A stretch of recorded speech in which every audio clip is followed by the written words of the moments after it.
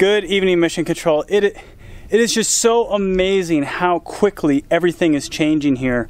I mean, just even the daylight, how quickly it's starting to pick up where it's darker earlier. You can see now it's pretty dark outside. I have to have camera lights on. It has been raining significantly. I mean, just coming down in buckets, and really testing the French drain and everything that we put up. And so far, everything's looking pretty good. I only had 2 spots where the water, the slope of the foam that we put in was just a little too shallow, so the water was allowed to pile up a little bit, so I just had to raise that up. Good to go. Both sides are looking really dry. Really happy with that.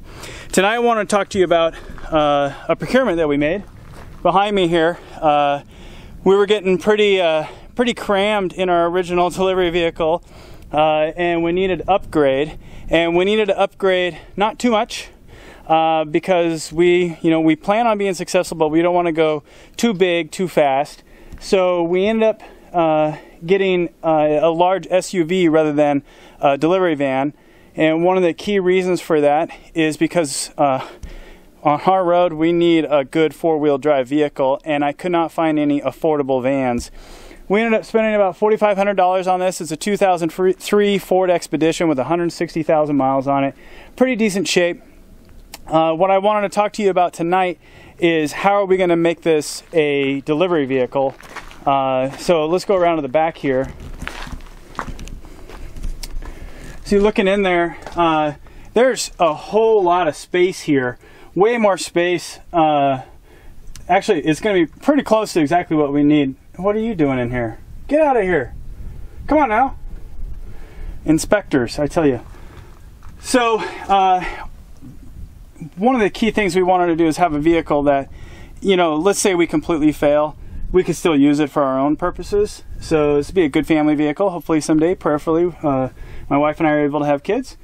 So what the game plan is here is we're actually going to put in a removable cooler, essentially. We're going to kind of frame this all in with a temporary solution. And by temporary, I mean a removable on skids.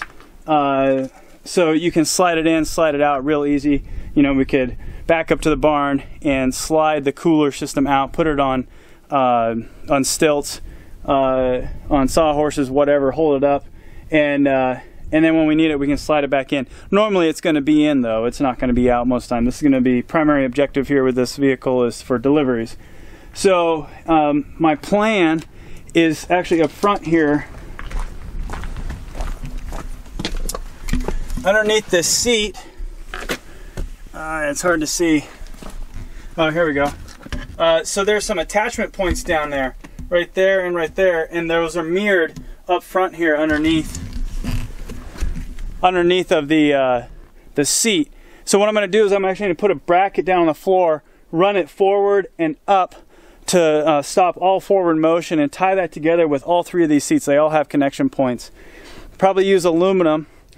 Run that back, weld everything, create a little frame that can attach to that vertical section, and then create like a sliding system. That probably doesn't make any sense, and it's kind of hard to explain with words. So I'm going to take you inside, and we're going to go to computer, and you can actually see what I'm talking about. But I wanted to show you the rig, kind of what we got set up here. Yeah. I had them put a backup camera in this too, because it's pretty large, and once we fill this up, you're not going to be able to have your rear view mirror. So I got the backup camera put in so you can actually see behind you and get in town and do all that. So we're really excited about this. Let's say the cooler idea didn't work. I can still fill this thing full of just normal coolers, which is what we use right now. And we can crank the AC up if we really had to. So anyway, let's jump inside and I'll show you what I'm really talking about. Well, let's talk about some requirements and some thoughts and stuff that I've had as we go into this. So the first thing, I alluded to it in the video, is we have to be able to uninstall this cooling container within an hour, and then get the vehicle back to the way it used to be. So I'm not looking at actually ripping everything out. I actually did look at ripping all the seats and everything out, but the way that this particular vehicle is set up, it actually, the floor isn't flat underneath of the chairs like in a minivan. It actually is, it follows the contour around the transmission, so it's very, it would have to be something you build a floor on anyway, so I'm just choosing to leave the seats in as they are because of that. And we still have plenty of room for the deliveries that we need to make for this year and for next year. So plenty of room there. Anyway, it's got to be able to quickly go in and quickly come out. Now for safety, we need to have the fasteners, they have to be metal. We're not going to use like bungee cords or tying things in. We could potentially use some of those ratchet straps, but that's not where I want to go with it. I want to use metal fasteners that are secured to the frame of the vehicle to prevent forward and sideways motion, mostly forward motion. That way if there's an accident, the whole contents of the back of the rig, you know, they could shift and hit the front of the seat, but something else bad could happen, and I don't want that to happen. So I want no shifting, you know, no uncontrolled shifting, I should say. If you're in a really bad head-on accident, the contents of the back are going to shift no matter what. But if we have a metal structure there, that metal structure will contain and control the shift. We need to have access points at the front of the cooler cube as well as in the back of it. Want to put some lighting inside of it, and then we'll probably be using foam board insulation to build it all. And then I guess another thing, we're going to look at using a CoolBot with an AC unit inside of this little thing to actually cool it independently of the vehicle's air conditioning. That way we can get it down to the 35 Fahrenheit, 40 Fahrenheit temperature for delivery no matter what time of year. So here is a lot better kind of picture of what we're saying. And you have the back of the vehicle, all the seats are down, and what we're going to do is we're going to build a structure. This red dashed line kind of represents a structure, and the blue represents structure as well. It's just kind of coming at you, so I needed a different color so you can see that there's a cube in here, elongated cube. And we're going to have some form of rail system here on the outside. Probably won't go as far out as what I'm showing here, meaning it's not going to be as wide this way. It's probably a little bit skinnier in here. And then everything connects to that. So the foam panels and everything would connect to this metal. We'd have some doors up here for the forward door, and then a door in the back for an access point. We want to make sure that these front two, or basically this whole front square panel here, is strong enough to stop that forward motion. So if this thing is completely filled, we want to make sure that none of that can penetrate up to the driver's section in an uncontrolled way. Okay, the seats in here right underneath, I got a better picture coming up, but they have bolts in it, and those bolt points will connect to them, and that's how this whole thing is going to connect in, is to those bolt points. There's 6 bolt points up here that we're going to connect into. And then for the flooring, I'm thinking, you have your aluminum, probably L channel here, and then put your plywood in with some rubber matting on top of it, and then foam board on the inside, and secure that all down. Here's a different picture, and now kind of showing you the connection points. Here's one of the seats up, and then you have connection point, connection point, connection point, connection point, and then 2 more connection points over here. And then the bracket comes out on the floor and connects to it and comes up, and then this whole thing will connect to this forward bracket here. So this will be the thing that takes the longest to remove from the vehicle. Is you're going to actually have to take the bolt out of it, and then pull this out and put the bolt back in.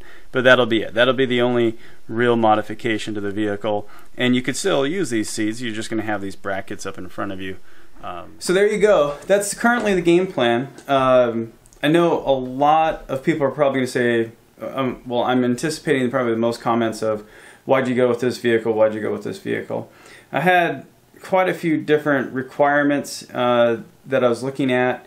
But as I alluded to out in the parking lot there right next to the vehicle, is one of the biggest requirements, one of the biggest drivers is 4-wheel drive, real 4-wheel drive. I looked at all the different vans out there, and if you're willing to spend over $16,000, I found one for $14,000, but had a lot of miles on it. So basically, if you're up in the $20,000 range, you can find a vehicle that's four-wheel drive, that's a delivery vehicle, cargo van, somewhat newer 2010 era, and we did not want to spend that money. That's a big risk for us. That's a big investment. This was already a big enough investment for us to put this money together and get this done. So we had a $4,500 budget. Well, it was like $5,000 budget, and we got this vehicle for $4,500. So yeah, four-wheel drive, that was a major thing. Balance of mileage, you know, so in looking for vehicles, I knew we're going to have an older vehicle. This is 2003. That was not unexpected for the price point that we're at. And I knew that about 170,000 miles is what to expect. And that's what we got, 169,000 miles. So you can spend more, but, you know, we didn't need to.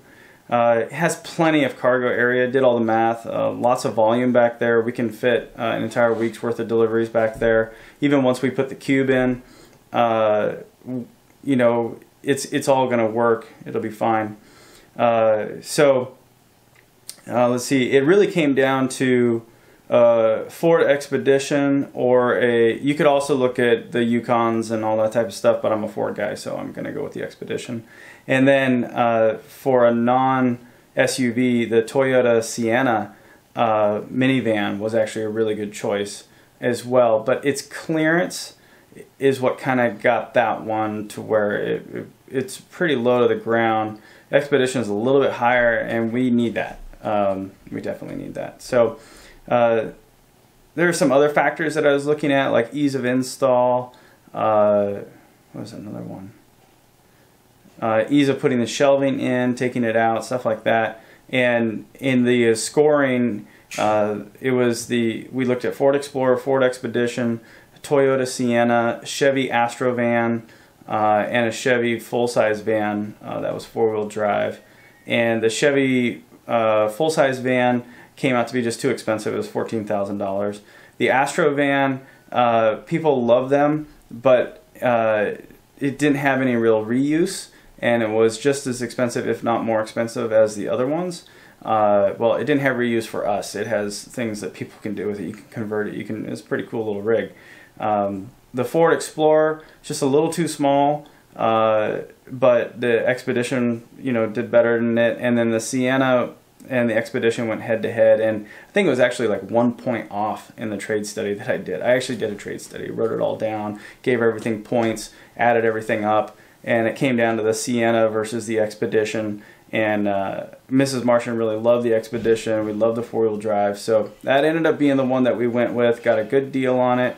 Got it all cleaned up now, and got the radio put in there with the backup camera, so it's a lot easier for Mrs. Martian to back up and get in town with a large vehicle like that. If you're in town, I know I have my truck, and sometimes I wish I had a backup camera so you could actually see what's back there and not have to do the Austin Powers to get into a spot. So excited about having that there. And yeah, so please, I look forward to your comments on the design aspects, things I should consider. If you have ideas, I've never welded aluminum before, but I'm gonna try and see what we can get done with that to make the frame. I think that's absolutely the right way to go. I don't want to put wood in there. I think the aluminum is going to look a lot sharper, and it's going to make for a nicer install, something more professional looking. And then use the foam board, put the air conditioning unit in that, and then the cool bot, and put an inverter in there, and we should be off to the races. So I got to do that design. This is preliminary design, what I just showed you. It's more like a high-level design, really. I need to go and take all the measurements and actually build this thing up in CAD and kind of get the idea of the structure. And I'll share that all with you guys as we go. So this will probably turn into a little bit of a series interwoven with some other of the work that we're doing. So there you go. I hope you enjoyed this video. Thanks again for following along, for all of you that have been with us for a while. It's really cool to see this stuff come together and share it with you guys. And I always look at the comments and I see a lot of you guys that have been there forever, so thank you so much. Really appreciate your patronage. It's awesome. So if you did like this video, please give us a thumbs up. You can follow us on Facebook and Twitter if you like. In the meantime, everyone, this is The Real Martian. Out.